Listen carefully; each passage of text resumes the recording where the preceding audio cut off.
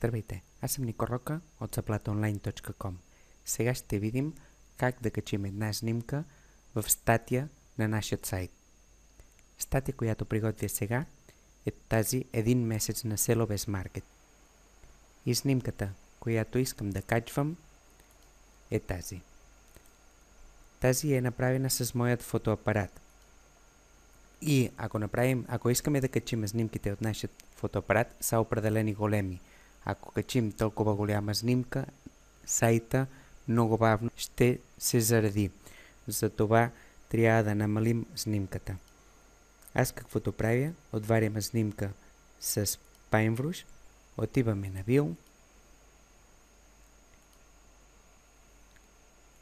с това можем да изрежем снимката.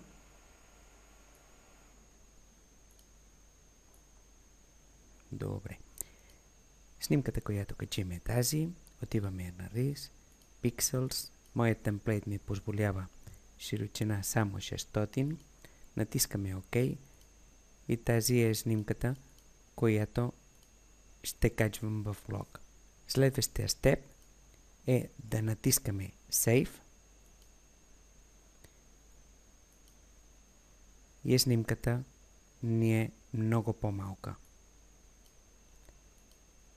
В title на тази снимка ще пишем нашите ключови думи.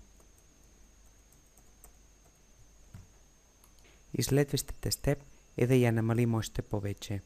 За да намаля максимално една снимка, ползвам smushy.it.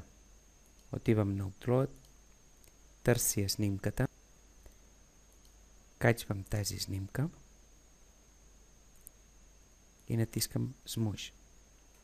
Натискаме Download Smushed Images. Сейваме файла.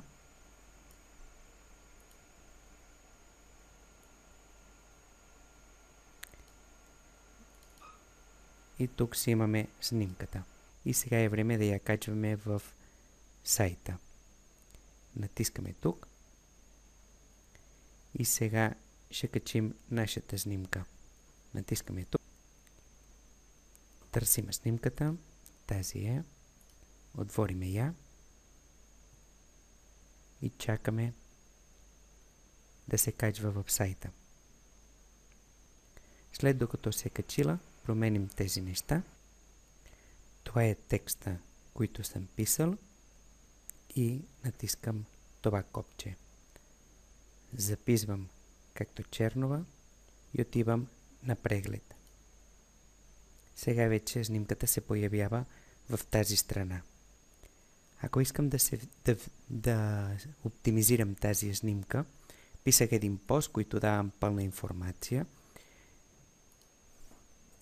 Тук ще добавим пак тази снимка. Добавяне. Ще я добавим пак. След докато я добавим, натискаме върху снимката, натискаме това квадратче и ще попълваме тези три полета.